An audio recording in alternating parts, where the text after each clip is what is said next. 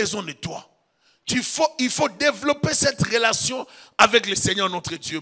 Ephésiens 6, verset 18, la Bible dit, faites en tout temps, par l'Esprit, toutes sortes de prières et de supplications. Veillez à cela avec quoi? Avec une entière persévérance et priez pour tous les saints. La plupart du temps, lorsqu'on dit aux chrétiens de prier, on va prier pour l'église, on va prier pour les chrétiens, on va prier pour les autres. Les gens baissent la voix. Lorsqu'on dit on va prier pour nous.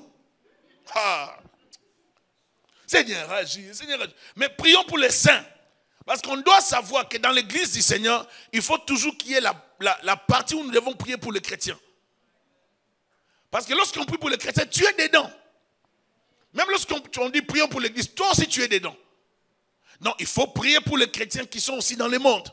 C'est important. Mais la Bible nous mentionne ici, il dit, faites en tout temps, par l'Esprit, toutes sortes de prières. Il est important pour nous, chrétiens, de grandir aussi dans les dons spirituels. Et surtout ceux-là qui sont baptisés dans l'Esprit, qui ont la capacité de parler en langue, n'est-ce pas? Et ils ont la possibilité, la facilité de prier en esprit. Est-ce que vous êtes avec moi? Mais aussi, je dirais aussi, il y a une autre dimension que l'Esprit nous accorde, c'est savoir prier sous l'inspiration. C'est-à-dire, tu n'as pas les parler en langue, tu n'as pas les baptêmes de l'Esprit, mais quand tu pries, l'Esprit te dépose des mots. L'Esprit t'inspire des phrases. Tu vois que tu as des phrases que tu n'avais pas pensées. Donc, c'est l'Esprit qui vient les déposer pour que tu pries dans ce sens-là. Alléluia. Donc, c'est aussi une sorte de prière de l'Esprit. On peut prier en langue ou bien prier sous l'inspiration du Saint-Esprit. Quand tu pries, tu sens vraiment que tu entres dans d'autres dimensions. Tu priais pour toi, tu sens que Dieu t'amène à prier pour une soeur, un frère, un cousin. Vous voyez? Dieu t'a conduit à prier pour quelqu'un alors que tu n'avais pas prévu de prier. Pendant que tu pries, tu sens un fardeau pour ta mère. Tu sens un fardeau pour ton frère. Tu sens un fardeau pour ton fils, ton premier. Ainsi de suite. Là, c'est l'Esprit de Dieu qui t'inspire à faire ce genre de prière. Et il faut être sensible à ce point-là. C'est-à-dire, l'Esprit de Dieu peut t'amener à prier pour un sujet que tu n'avais pas prévu. C'est important pour nous, chrétiens, de nous laisser, n'est-ce pas, conduire par l'Esprit de Dieu. Parce que par moment où nous sommes dans la prière, l'Esprit de Dieu peut nous inspirer. Il peut te conduire à formuler une prière. Tu commences à prier dans ce sens. Tu sens que tu dois commencer à déclarer des paroles pour la vie de ta petite sœur, pour la vie de ton grand frère. Mais tu ne sais pas pourquoi tu pries. En le faisant, tu peux les sauver de quelque chose qui allait arriver. Moi, à plusieurs reprises, cela m'est arrivé dans ma famille, que le Seigneur me parle déjà et de commencer à prier pour tel sujet, pour mon frère ou bien pour mes parents. Et la plupart du temps, le Seigneur m'amène comme ça. Ou soit je dors, je vois, ou soit le Seigneur me parle et je comprends qu'il faut prier pour ça et je commence déjà à prier. Aussi même dans le parler en langue. Les parler en langue, on dit des mystères en esprit, on ne les maîtrise pas, mais l'esprit intercède pour nous, pas d'esprit inexprimable, n'est-ce pas? L'esprit nous aide dans la prière. Vous voyez? Lorsque nous commençons à parler en langue, on peut dire des choses à Dieu et les démons ne vont pas intercepter ça. C'est ça le bienfait du parler en langue. Les démons ne vont pas intercepter ça. Est-ce qu'il devait savoir que le diable ne sait pas tout? Satan n'est pas informé de tout. Le diable est informé dès que vous ouvrez la bouche, vous parlez à quelqu'un. C'est là que le diable sera informé. C'est pour ça que je dis souvent à certaines personnes, vous n'êtes pas obligé de dire toute votre vie ou bien donner vos informations à tout le monde. Ce n'est pas que la sœur ou le frère à qui tu donnes l'information est une mauvaise personne. Pas du tout. Mais le fait d'ouvrir ta bouche et de commencer à livrer tes problèmes auprès de tout le monde, la Bible dit que ceux qui sont faibles, c'est les supporter par ceux qui sont spirituels forts. Si tu parles à une personne qui est capable de te supporter, de t'aider, c'est bon. Mais si tu parles à une personne qui ne va pas te supporter dans la prière, qui va te dire seulement, bon, ça va, on va prier. Mais en réalité, la personne ne va pas prier. Ou la personne va ramener à une autre personne. Ou la personne va seulement garder l'information. Le fait de sortir l'information, crois-moi, l'information va circuler. Et cette information que tu as sortie peut te créer encore plus de combats. C'est pour ça qu'à certains moments, il n'est pas intéressant de tout dire. Tu as un projet, tu veux bâtir une entreprise, mais tu as déjà informé 20 personnes. Et tu commences l'entreprise, ça ne marche pas. Parce que tu t'es créé beaucoup de combats dans la vie. Tu t'es créé beaucoup de combats. Pourquoi? Parce que tu as parlé. À chaque fois que vous annoncez quelque chose, lisez dans la Bible. Vous allez voir, même lorsque on devait attaquer, je crois, Israël, Élisée voyait ce qui se passait de l'autre côté. Il annonçait. Lorsqu'on a l'information, on peut tout détruire. On peut détruire vos plans. C'est lui qui a l'information de votre vie. C'est lui qui a vos plans, vos projets. Il peut vous déstabiliser. Ce n'est pas important d'annoncer toutes choses à tout le monde. Il faut savoir se confier aux personnes qui ont la maturité. Aussi, par moment, être inspiré de voir à qui se confier. Quelqu'un peut aussi être mature, mais en ce moment-là, la personne n'est pas disposée pour recevoir tes informations. Et tu peux apporter tes informations, ça te nuit encore davantage. Très important, chrétien, que nous puissions comprendre que nous-mêmes, nous devons être des points de contact avec Dieu. Avant de recommander ta prière ou de demander aux autres de prier pour toi, toi-même, tu dois être en mesure de prier. Tu dois être à mesure de prier. Tu dois être dispo pour prier. Vous allez voir quelqu'un qui se plaint beaucoup par rapport à sa vie, mais les pasteurs ne prient pas pour moi, l'église ne prie pas pour moi, mais toi-même, la vie chrétienne est quand même personnelle. Et tu dois avoir une vie de prière. Comment tu ne veux pas prier, mais tu veux que ta vie avance si seulement les supports des autres? Non, il faut développer une relation avec Dieu. Tu es une femme mariée, crée le temps de prier. Tu travailles, tu es marié, crée toujours le temps de prier. Faut pas dire, tu as les enfants, il ne faut pas dire j'ai des enfants. Si tu donnes trop d'arguments, tu vas te créer beaucoup de problèmes avec le ciel. Parce que tout ce que tu demandes, Dieu va te les donner. S'il te donne les enfants, il te donne les mariages, il te donne les travail. Il faut toujours, de la même façon que tu as le temps pour les enfants, le temps pour ton mari, le temps pour le travail, de la même façon que aussi tu dois avoir le temps pour Dieu. Amen. Alléluia. La vie chrétienne, c'est personnel, il faut la voir, il faut la mener. Faites en tout temps par l'esprit toutes sortes de prières. Ce n'est pas lorsque vous êtes devant les gens, vous commencez seulement à parler en langue. Ces gens ne vont pas vous comprendre. Mais vous pouvez prier à l'intérieur de votre cœur. Donc vous pouvez prier, rester calme. Vous pouvez parler avec des gens, mais vous êtes dans la prière. Amen. Vous pouvez arriver quelque part, on vous donne quelque chose à manger. Mais vous sentez quelque chose qui ne va pas. Au lieu de commencer à prier à haute voix, en chassant les démons, tu peux déjà prier à l'intérieur. Tu regardes la chose, mais tu as déjà prié. Tu fais même des prières, des bombes terribles. Donc quand tu regardes, tu sais que tu as déjà libéré vraiment de tout ce qu'il fallait. Mais calmement. Parce que des fois, il y a des âmes que tu peux libérer calmement sans t'agiter. Tu n'as pas besoin de t'agiter parce que le domaine spirituel, ce n'est pas l'agitation. C'est juste la foi. La foi appelle à l'existence de choses qui n'existaient pas, comme si elles étaient. L'homme spirituel peut opérer dans le spirituel, dans la foi. C'est-à-dire, je peux être là, je suis calme, mais je dérange quelqu'un. Hier, je suis entré encore dans le magasin, je croisais encore le même gars qui ne me supporte pas. Et ce gars-là, on s'était rendu compte qu'il a écrit, on a écrit sur son dos ici 666. Ouais. On a tatoué en fait sur son cou ici derrière 666. Et lorsqu'on a remarqué ça, hier, j'entrais dès qu'il m'a vu. Alors, hier, j'ai libéré quand même des parents. Dès que je suis entré dans le magasin, je voulais acheter quelque chose de Ronda Rabassa. Je regardais les gars. Et puis, il a pris la chemise, il a tiré comme ça, il ne m'a pas supporté. Il ne me supporte pas. Alors, je me suis dit, je vais vraiment faire les tests encore. J'entre dans le magasin, dans le supermarché. J'essaie de l'approcher quand même d'une manière ou d'une autre. J'essaie quand même d'aller. Dès que j'entre dans son rayon, là où il était, il se déplace, il ne fait pas, il fait ça.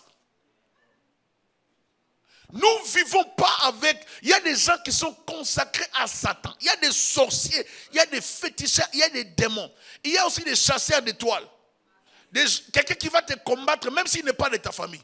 Il trouve que tu as quelque chose dont il a besoin et que tu es fragile, il peut voler la chose, il va la voler. Une telle personne au service du diable, avec des signes comme ça, vous pensez que dans son esprit, qu'est-ce qui est dans lui? Il est chargé, ces messieurs. Il est rempli de démons. Il ne supporte pas la gloire de Dieu. Vous ne savez pas qu'en ayant la vie de prière, Dieu vous remplit. Qu'est-ce qu'il ne supporte pas quand il me voit? Il ne me supporte pas à cause de la présence de Dieu. Vous ne pouvez ne pas sentir la présence de Dieu, mais vous l'avez. Vous promenez avec la présence de Dieu. Tu peux arriver au travail, on te crée des problèmes, on ne te supporte pas, même par les supérieurs. Si lui, il est dans les loges et que toi, tu es dans le feu de Dieu, ça va te déranger. Quelque chose va se passer. On a quelque chose de Dieu en nous. On a la présence de Dieu qui descend dans la prière. La prière nous rapproche de Dieu. La prière nous fait ressembler à Dieu. Lorsque Moïse descendait de la montagne, la Bible dit il rayonnait. Les gens n'arrivaient pas à les regarder. Pourquoi? Parce qu'il avait la gloire de Dieu. Faites en tout temps par l'esprit. Vous êtes calme et vous priez. Vous êtes à table avec certaines personnes, vous priez. Vous pouvez être avec des amis, vous parlez, mais vous priez en même temps. La prière peut se faire en même temps que vous parlez. On rigole, mais je prie. Je sais que tu es dans les ténèbres. Ça va, ça fait longtemps. Ça, ce sont des choses que toi, tu ne vas pas entendre. Pendant que je te salue, Seigneur, couvre-moi par ton esprit au nom de Jésus-Christ. Cette personne ne va pas m'envoûter dans le nom de Jésus. Je déstabilise sa puissance. Et la personne sait que tu la paralyses, mais la personne ne peut pas manifester ça. Manifeste ça dans le physique. La personne ne va pas manifester ça. C'est un problème spirituel. C'est pour ça que je vais expliquer quelque chose rapidement. Ne descendez pas dans les niveaux de vous battre avec certaines personnes ou de vous frotter avec des... Ce n'est pas une histoire de colère, de nervosité. C'est un problème de l'esprit. Maintenant, le diable, qu'est-ce qu'il fait? Lui, il nous ramène dans la chair. Si le diable sait que tu es fort dans le spirituel, il va te ramener dans la dimension de la chair, dans les disputes, dans les incompréhensions, dans la colère. C'est là qu'il va t'avoir. Là, il sait que toi, tu ne supportes pas ça. Et comme tu ne supportes pas ça, tu maintiens cette faiblesse. Tu dois quitter cette dimension. Prier, une vie de prière adaptée à ces réalités. Quand je prie, je sais que je suis faible par rapport à la colère. Je sais que je suis faible par rapport à la bouche. Je change ma façon de prier. Je demande à Dieu de m'amener à ne plus calomnier. Seigneur, change ma vie. Travaille ma vie. Seigneur, change-moi. Accorde-moi ça. Accorde-moi cette qualité. Je me dis, Seigneur, il ne faut pas prier seulement pour demander des bénédictions. Prie pour que Dieu change ton caractère. C'est ta faiblesse. Ce qui ouvre ton armure, c'est ton caractère. Ce qui donne l'accès au diable dans ta vie, c'est ton caractère. Ce sont des choses là, des faiblesses là. Des choses que tu ne veux pas entendre. Tu ne veux pas des réponses. Si tu es une personne, lorsqu'on commence à te parler, non, je sais.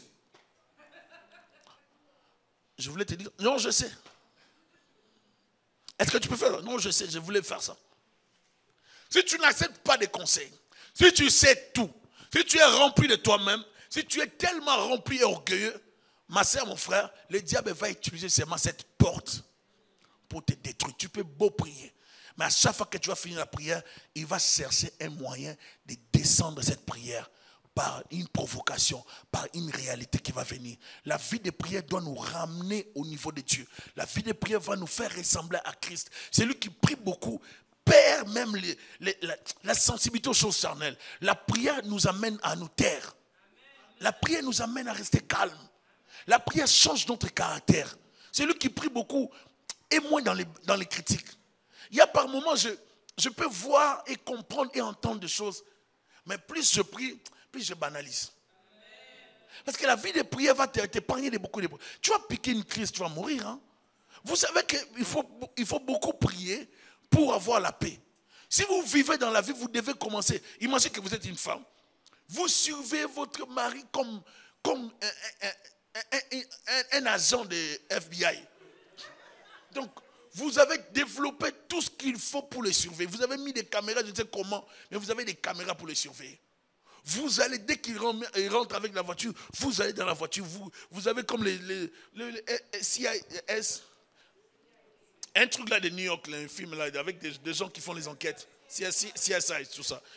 Vous venez avec des gants, donc vous prenez des objets dans la voiture. Vous vous laissez, ça c'est quoi? Ces bouts de papier, c'est quoi? Tu vas aller vérifier. Donc, tu vas souffrir parce que tu vas chercher les détails pour voir si ton mari est correct, si ta femme est correcte. Priez. Laisse la personne dans la prière. Prie. Si Dieu est avec toi, ton couple sera dans la paix.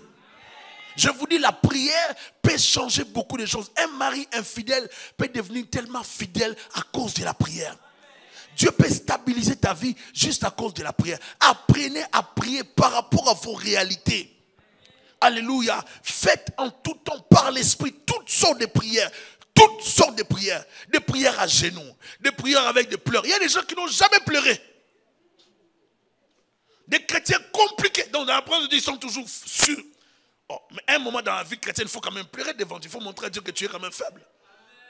Seigneur, j'ai besoin de toi. J'ai tenté ça, ça marche pas. J'ai tenté ça, ça marche pas. Tu craques. Craque devant Dieu.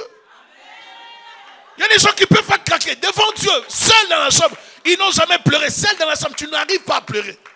Il faut pleurer. Montre à Dieu quand même que tu souffres et que tu as besoin de lui. Alléluia. Il faut devant Dieu, on ne montre pas sa force. On montre ses faiblesses. Je ne suis pas capable. Il n'y a que toi qui es capable. J'ai besoin de toi. Seigneur, aide-moi s'il te plaît. Je n'arrive pas dans cette histoire. Seigneur, je suis incapable. Je me sens faible. Seigneur, je ne vais pas tomber dans les péchés. Je ne vais pas faire ça, Seigneur. Seigneur, aide-moi. Il faut venir devant Dieu avec son incapacité. Et il faut être à l'aise de les dire à Dieu. On ne cache pas ses péchés devant Dieu. Hein? On en parle. Marc 11, verset 24, la Bible dit, tout ce que vous demanderez en priant, croyez que vous l'avez. Amen. Et vous le verrez. C'est pourquoi je vous l'ai dit. Tout ce que vous demanderez en priant. Donc pendant que tu pries, quand tu parles, là, c'est que tu déclares, c'est que tu demandes à Dieu. Croyez, ce que vous demandez, croyez que vous l'avez reçu. C'est-à-dire, maintenant, après la prière, il faut vivre la foi. C'est-à-dire, ce que je viens de déclarer là, ça va s'accomplir. Merci Seigneur parce que tu m'as donné ce que je viens de demander. Et vous le verrez s'accomplir. C'est-à-dire maintenant c'est l'attitude, c'est le comportement. C'est prier avec persévérance. J'ai demandé, maintenant je persévère. Veillez à cela avec une entière persévérance. Maintenant il faut persévérer. C'est-à-dire j'ai déjà demandé à Dieu. Maintenant qu'est-ce que je fais? Je continue à persévérer. Quand tu prépares la bouffe, tu finis de préparer. Ou bien lorsque tu utilises le cuiseur, du riz, qu'est-ce qu'on fait? Après, ça coupe, non? Ça met sur... c'est garder au chaud. Mais si ça gardait votre vie au chaud. Mais je viens de vous dire.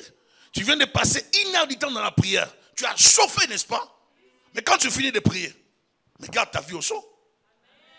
C'est-à-dire, tu regardes la chaleur là. Tout le temps la chaleur. Les riz doivent être apprêtés pour être mangés. Maintenant, garde ta vie dans la chaleur. Reste au chaud.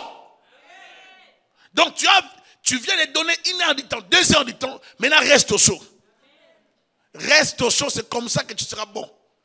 Il ne faut pas, je prie, après la prière, je prends les calomnies, je mets sur la table, je mange les calomnies.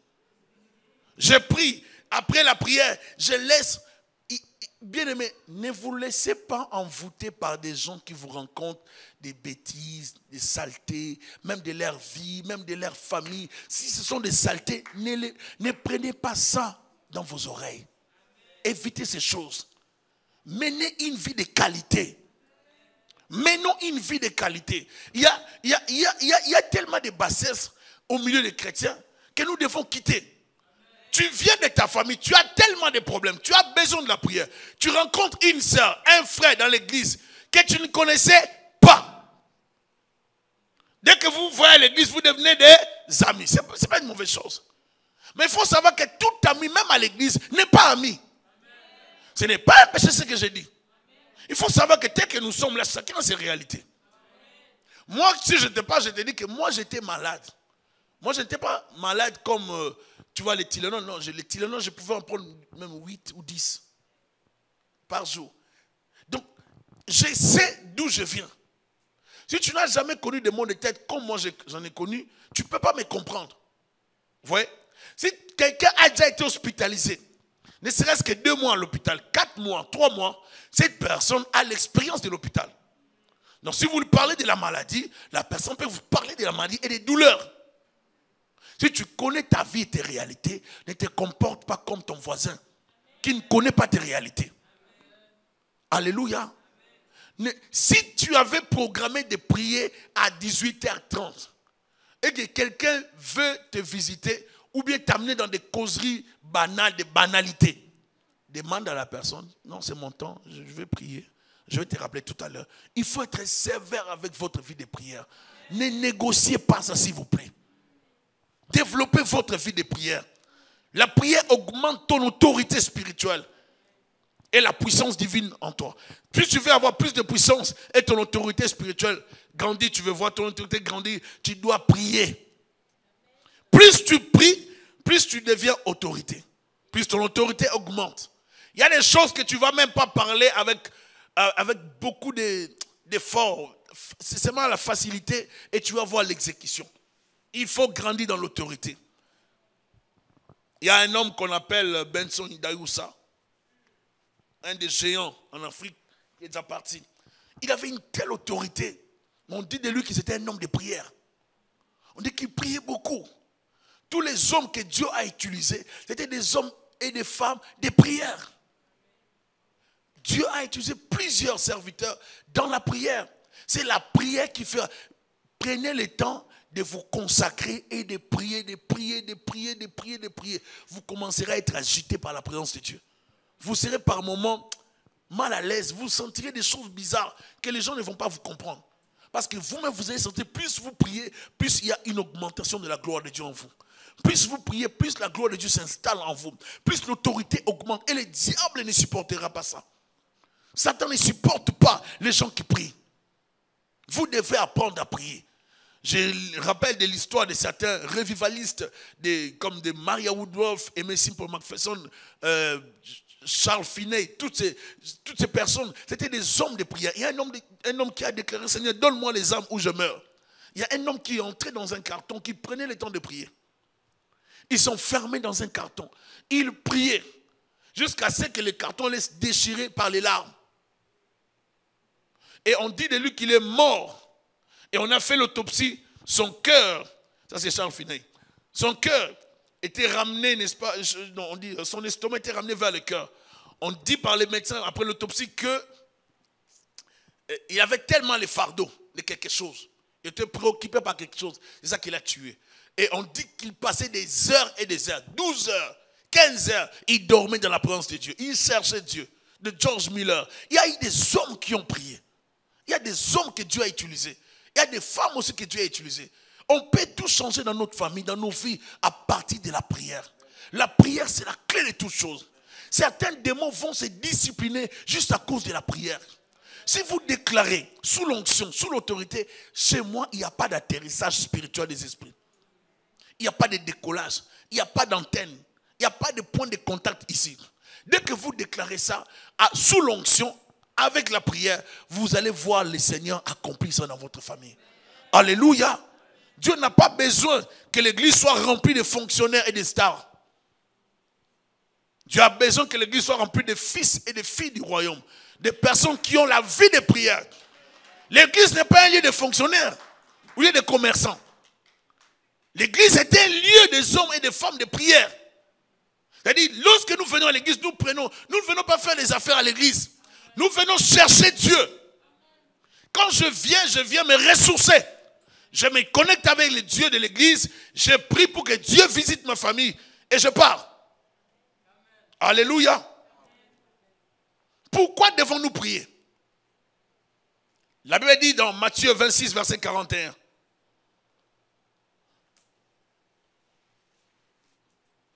Matthieu 26, 41.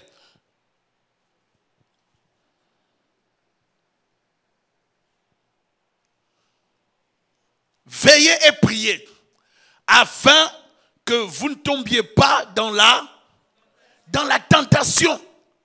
Afin que vous ne tombiez pas dans la tentation. Pourquoi? Parce que l'esprit est bien disposé, mais toujours la chair, ton corps là, ta chair.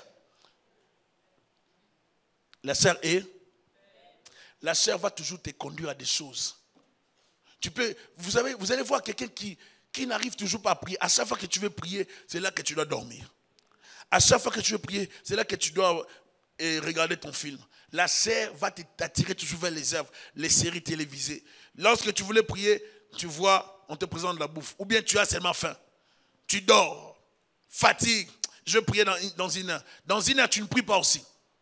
La chair va t'empêcher de prier. La prière, pour prier, ça prend la discipline. Vous devez avoir la discipline de la prière. Luc 21, 36 avait dit, veillez et priez. Dieu nous demande toujours de prier. De veiller et de prier. Veillez et priez. 1 Thessaloniciens 5, 17 à 18. Si je dois résumer, ça avait dit, priez sans cesse. On doit prier. Nous devons développer la vie de prière. Prier prier sans cesse. Il faut prier. Chercher la face de Dieu. Dans la voiture, tu pars au travail. Déclare des paroles. Je vous assure. Déclare des paroles. Prie. Adore Dieu. Passe le temps dans la prière. Moi, je me rappelle lorsque j'habitais en Europe, en France. Parce que j'allais au travail, tout ça. Le matin, je prenais mon train, tout ça. Et je suis tout comme pour arriver à Paris. Ça me prenait comme 1 heure de temps. J'étais tout le temps en prière. Je suis dans le train en prière. En prière, puis je lisais les livres. Il faut maximiser. Il faut prier. Des fois, je n'avais pas le temps parce que je devais me réveiller à 4h et quelques pour prendre le train de 5h. 5h32 par là. Et je vous assure, ça me prenait la prière. Et des fois, je prenais justement mon coin dans le train. Je priais calmement, mais je priais. Je me concentrais. Prenez le temps de prier. Si tu n'as pas la possibilité de prier le matin chez toi, mais en sortant, concentre-toi dans ton esprit. Sois dans la prière. On peut être tous dans le même train, dans une voiture, dans le même endroit, même entreprise, même bureau. Mais chacun de nous peut se comporter de sa façon. Il y a des gens qui se concentrent à autre chose. Toi, tu peux te concentrer dans la prière. Concentre-toi dans la prière. Développe ta vie de prière. Il y a des gens qui ont des combats qui vont les suivre même au boulot. Apprends à prier même au boulot. Donc, c'est-à-dire, tu ne négliges pas le travail, mais tu adaptes ta vie de prière par rapport à tes réalités. Tu sais que tu n'arrives pas à rester dans un emploi. Tu perds toujours l'emploi. Et tu n'es pas stable dans l'emploi. Tu dois adapter ta vie de prière par rapport à ça. Il faut apprendre à prier. Alléluia. Psaume 144, verset 1 à 2. Psaume 144, 1 à 2. Psaume de David. La Bible dit, béni soit l'Éternel mon rocher, qui exerce mes mains au combat, mes doigts à la bataille. Mon bienfaiteur et ma forteresse, ma haute retraite et mon libérateur. Mon bouclier, c'est lui qui est mon refuge, qui m'assujettit mon peuple. Béni soit l'Éternel, mon rocher, qui exerce mes mains au combat, mes doigts à la bataille. C'est-à-dire, Dieu peut nous former. Et Dieu sait comment nous former. Nul ne peut porter ton fardeau plus que toi. Personne ne portera ton fardeau plus que toi.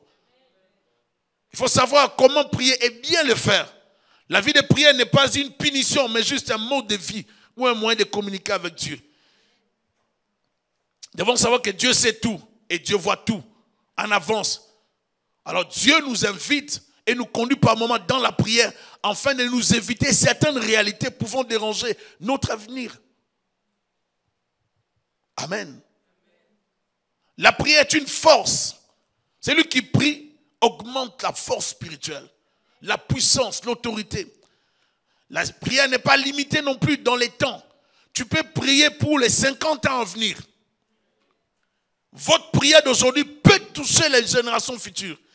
Une seule déclaration, je vais vous expliquer quelque chose.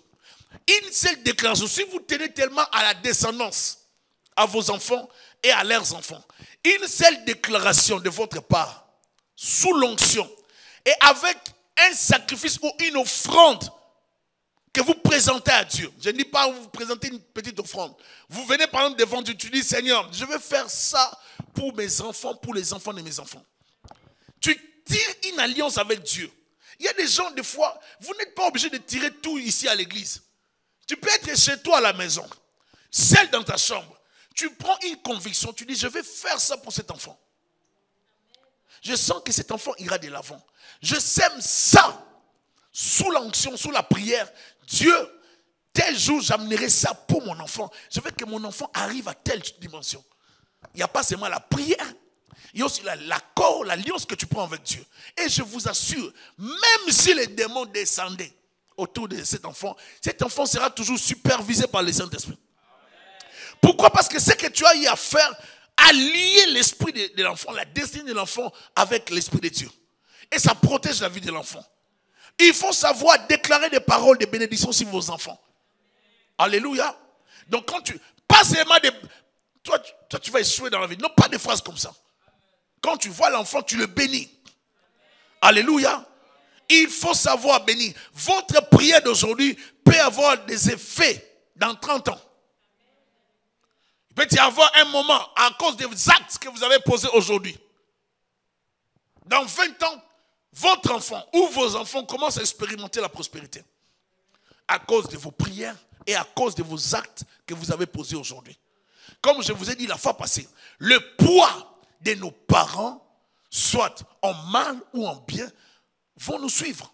Si nos parents et nos grands-parents, nos arrière-parents ou grands-parents n'ont pas sémé de bonnes choses, on n'aura pas facilement de bonnes choses. C'est pour ça que vous allez voir certaines personnes, même pour percer, là où c'est facile, et c'est toujours difficile. Vous allez voir un enfant, une personne qui ne prie pas beaucoup, mais qui perce facilement. Mais si vous vous renseignez, vous allez voir son père a beaucoup fait dans l'église. C'était un diacre. Il a travaillé pour Dieu.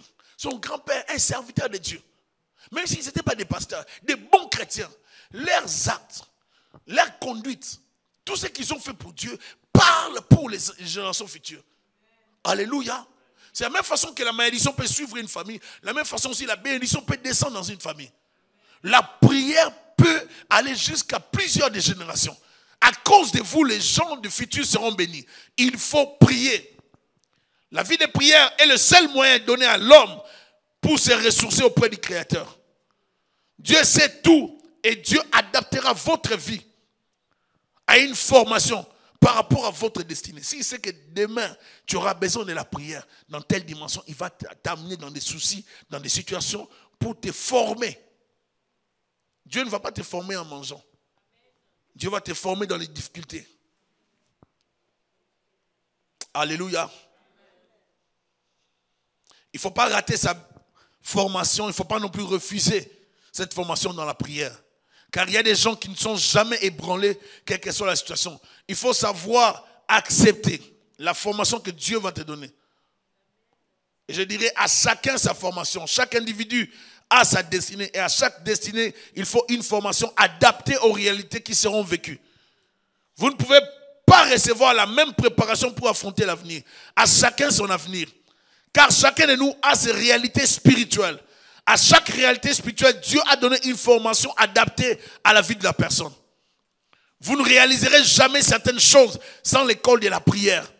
Car Dieu vous veut dans la croissance spirituelle. Certains combats que vous aurez exigent que vous soyez préparés en avance avant de les vivre. Dieu sait que demain tu auras telle réalité, il va te préparer aujourd'hui.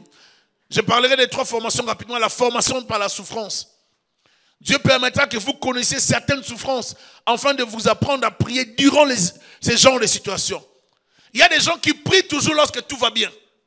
Mais Dieu peut te faire passer dans des moments difficiles, des moments d'humiliation, des moments de souffrance pour t'apprendre aujourd'hui à prier dans la souffrance. Parce que demain, il y a peut-être quelque chose qui va arriver que tu ne vas pas aimer. Mais Dieu te prépare aujourd'hui à l'école de la souffrance pour que plus tard, que tu sois à mesure d'affronter cette réalité et que tu sois aussi à mesure d'aider ceux qui vont passer par là. Alléluia. Avant d'amener Moïse à conduire le peuple dans le désert, Dieu l'a amené lui-même dans le désert durant 40 ans. Amen. Je parlerai de la formation par l'échec. Pour Dieu, quelle que soit l'école dans laquelle tu passes, tu dois apprendre à prier. Même si tu traverses des moments où tu as investi mais tu échoues toujours. Où tu t'es donné mais tu échoues toujours dans les relations, dans les études, dans les projets, je ne sais dans quoi. Ta vie de prière ne doit pas dépendre des échecs que tu rencontres. Dieu peut t'apprendre à travers les échecs, les pertes, la faillite, comment prier. Et Dieu veut que tu pries à tout temps, à tout moment. Quel que soit ce que tu traverses. Ta vie de prière ne doit pas dépendre des échecs.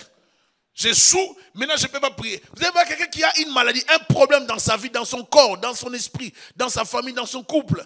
La personne a déjà abdiqué, la personne a déjà abandonné, la personne a déjà fui la prière. Ah, moi je ne prie plus, je laisse ma Dieu faire. Dieu ne va rien faire. Il ne va rien faire. C'est le diable qui a voulu que tu en arrives là. Dieu ne va rien faire. Dieu va faire si tu persévères. Veillez à cela avec une entière persévérance, pas une partielle. Une persévérance partielle plutôt, mais une entière persévérance. Il faut persévérer. Alléluia. Tu demandes quelque chose, ça fait 10 ans que tu es découragé, ne te décourage pas. Je disais à une personne ce matin, qui n'habite pas ici, avec laquelle je priais, je disais à cette personne de se fortifier. Et la personne a une maladie. On avait prié dernièrement, le Seigneur fait quand même grâce. la personne a vu un changement. La personne m'a dit, mais pasteur, il y a un homme de Dieu qui m'a dit que dans tel mois, j'allais voir la guérison. Moi, j'ai dit à la personne, bon, si lui, il a donné cette précision, peut-être lui-même, il sait, mais moi, je n'ai pas cette précision. Tu sais que moi, je vais te dire, précision, pas précision, prions d'abord. Lui, il t'avait donné la précision, mais on est arrivé dans ce mois, tu n'as rien eu. Donc, ce qu'il faut faire, c'est la prière. La prière. Vous savez que la prière a une grande efficacité. Tu peux avoir la prophétie et ne pas vivre la prophétie. Mais la prière va changer ta vie. Est-ce que vous savez ça? Il faut apprendre à prier. Si vous priez, vous changez votre vie. La prophétie peut venir être en forme de beaucoup de choses et tu ne vois pas la prophétie s'accomplir. Parce que la prophétie ne va pas s'accomplir par un bâton magique, hein, par la prière. Alléluia. Il faut prier. Je vais parler pour finir la formation de Job. Ici, à l'école de la maladie, Dieu veut nous apprendre beaucoup. Ici, dans l'école de la maladie, à l'école de l'abandon, à l'école des pertes, du rejet, où tout le monde te fuit parce que tu n'as plus, tu es malade, tu souffres. Dieu veut nous montrer comment dépendre de lui, quels que soient les chocs que nous connaissons, quel que soit l'abandon, quelle que soit la maladie, la souffrance. Dieu veut qu'on dépende de lui. Dieu veut qu'on reste dans la prière. Je suis abandonné, je suis malade, mais je prie. Alléluia. J'ai connu les rejets des gens. Je prie. Je manque de choses. Je prie. Il faut prier quel que soit ce que vous traversez. Alléluia. Et je vais conclure par prier selon ces réalités et au bon endroit.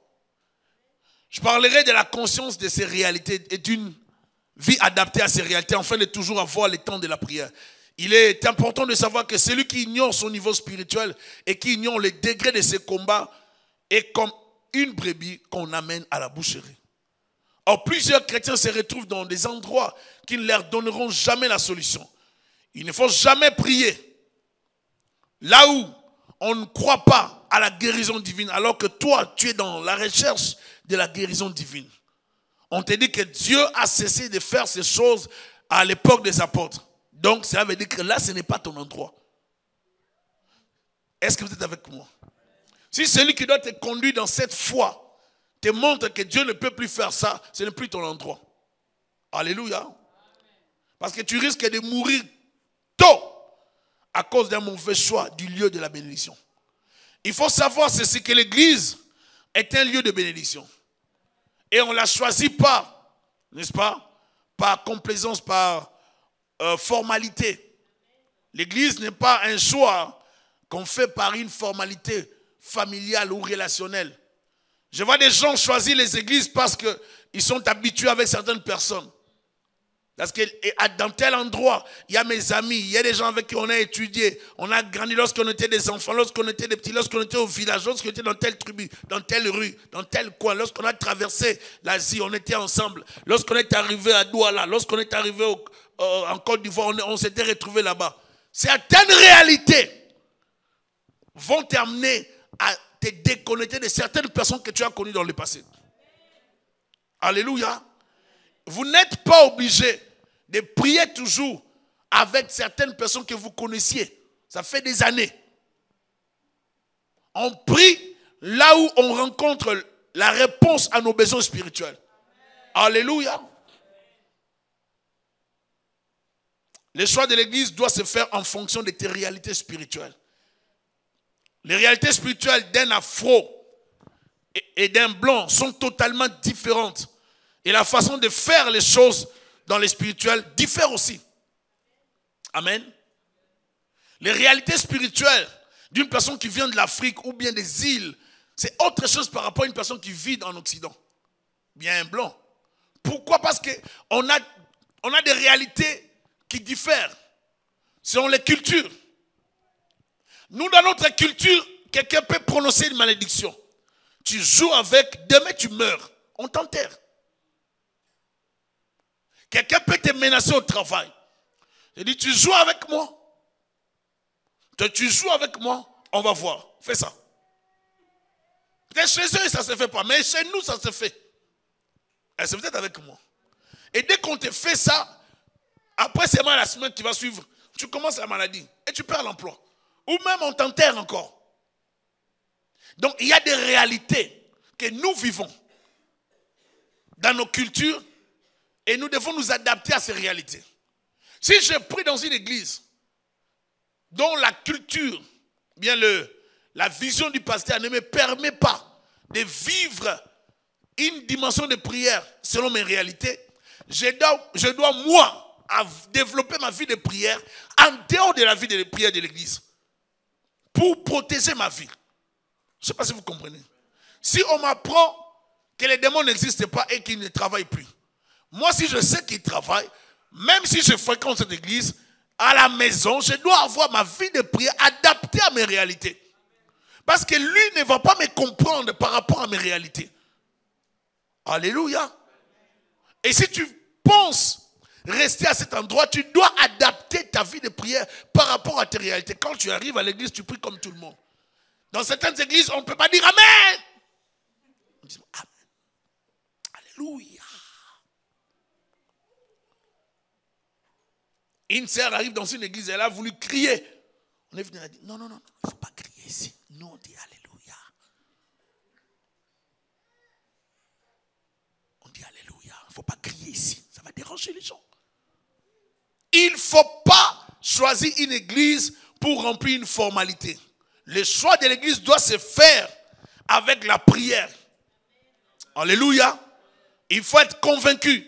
Et l'église est un lieu de prière. Et je crois, même si les gens peuvent prier selon aussi la culture, selon aussi l'influence, n'est-ce pas, de la culture, mais il faut qu'il y ait la prière. Alléluia. Peu importe là où tu es, en Afrique, en Occident, en Asie, en Amérique, tu dois apprendre à choisir. On doit choisir un bon endroit pour prier. Parce que certaines vies seront bloquées à cause des réalités. Et même l'église, si l'église est remplie par des faux, n'est-ce pas, même à la tête, à la direction, ou des agents du diable, on risque de vivre les blocages à cause juste de l'église. C'est pour ça qu'un enfant de Dieu ne peut pas aller n'importe où. Alléluia. Tu priais bien. Dès que tu arrives à l'église, tu rencontres un club dans l'église. Des gens qui vont tout le temps cléber, on dit au Québec. Tu arrives à l'église, tu rencontres un groupe de gens qui parlent et qui critiquent. Et quand vous voyez des choses comme ça, des groupuscules comme ça, c'est qu'il y a sémence de la sorcellerie. Je vous assure. Vous allez rencontrer un groupe de gens qui veulent se comporter comme si ils étaient vraiment au village. Donc, ils ne veulent pas, comme je dis, au village.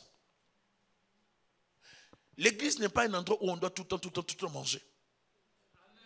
C'est un endroit de prière. Même dans l'église primitive, lorsqu'on mangeait beaucoup, les gens ont abusé. Je vous assure. Les gens mangeaient beaucoup dans l'église primitive.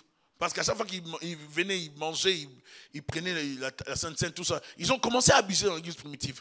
Donc l'église, c'est un endroit de prière. Alléluia. Si ton église ne te donne pas la prière, si ton église ne te donne pas la prière, ne te pousse pas à prier, à développer la vie de prière, alors que toi tu as des réalités qui exigent que tu pries, que tu grandisses dans la prière, ce n'est pas ton endroit. La vie de prière n'est pas seulement l'isolement dans la chambre, mais c'est toute une conduite de la personne dans la vie de tous les jours. C'est notre mode de vie de tous les jours. Ainsi, nous vivons notre guérison progressivement ou instantanément. La vie de prière permanente nous rapproche de notre bénédiction et de notre délivrance. Il faut prier. Et l'église doit constituer l'endroit favorable à la prière. L'église doit nous rapprocher de Dieu. L'église, c'est un endroit qui nous montre le chemin de la prière. Je ne peux pas prier dans un endroit qui ne me montre pas la prière. Je vais vous expliquer pour finir. Il y a certaines personnes, par rapport à leur combat spirituel, ça ne prend pas que ces gens-là restent dans certains endroits. C'est-à-dire, vous avez tellement de combats spirituels, vous restez dans un endroit, tu habites en Afrique, même si tu habites en Afrique, même si tu habites dans les îles, même si tu habites en Amérique latine, mais tu pries dans une église où toi, tu sais que tous les enfants sont malades, mais des maladies bizarres. Les médecins n'arrivent pas à diagnostiquer les maladies. Des problèmes bizarres. Tu vas à l'hôpital, on ne diagnostique pas les maladies. On n'arrive pas à déceler la maladie. Va dans une église où les pasteurs croient à la guérison, à la délivrance, qu'ils prient d'abord pour tes enfants. Vous voyez? Il ne faut pas blaguer avec ça. Peut-être l'autre n'a pas ces dons-là, n'a pas l'expérience de ça. Il ne croit pas ça parce qu'il n'a pas connu ça. Va là où on prie pour ça et tu verras ce qui va arriver. Alléluia. Il faut savoir que certaines réalités que nous vivons exigent la prière. Amen. Si dans mon église, les pasteurs ne croient pas à la guérison, rassurez-vous, je ne vivrai jamais la guérison. À moins que Dieu fasse vraiment grâce. Parce que le berger est la porte par laquelle Dieu passe pour bénir le peuple. Si le berger ne croit pas à la délivrance, vous ne vivrez jamais ça. Alléluia. Si vous avez des problèmes spirituels, vous avez tout le temps des cauchemars, vous allez voir l'homme de Dieu vous dit, non, ce sont juste des cauchemars, ça arrive, c'est pas grave. Vous n'allez pas vivre la délivrance par rapport à ça. Mais si on vous amène dans la prière et qu'on peut prier pour vous le chasser, ça va apporter la solution. Donc par rapport à l'église, nous devons choisir l'église par rapport à nos réalités. Je sais que j'ai telle réalité, je vais à cet endroit, je cherche à ce que Dieu me parle, que Dieu me délivre. L'église, c'est un choix à faire avec la prière. Amen. Hein? Prie en fonction de tes réalités. Adapte ta vie de prière par rapport à tes réalités et tu verras la main de Dieu dans ta vie. Que Dieu te bénisse abondamment. Seigneur, nous bénissons ton Saint-Nom parce que tu nous as bénis pendant ce temps. Nous demandons ta grâce, ta gloire dans nos vies. Viens nous fortifier encore. Accorde-nous, Seigneur, à apprendre comment prier. Accorde-nous à développer une bonne vie de prière. Viens nous soutenir par ta main puissante au nom de Jésus. Je bénis mes sœurs et mes frères. Je demande ta grâce et tous ceux qui ont suivi cette parole. Laisse que tu les fortifies. Laisse que tu nous ouvres les yeux et que tu nous accordes le discernement. Au nom de Jésus-Christ, nous avons ainsi prié. Nous déclarons la gloire et la grâce de Dieu sur nous. Dans les noms merveilleux de Jésus-Christ. Amen. Que le Seigneur vous bénisse abondamment. Soyez bénis.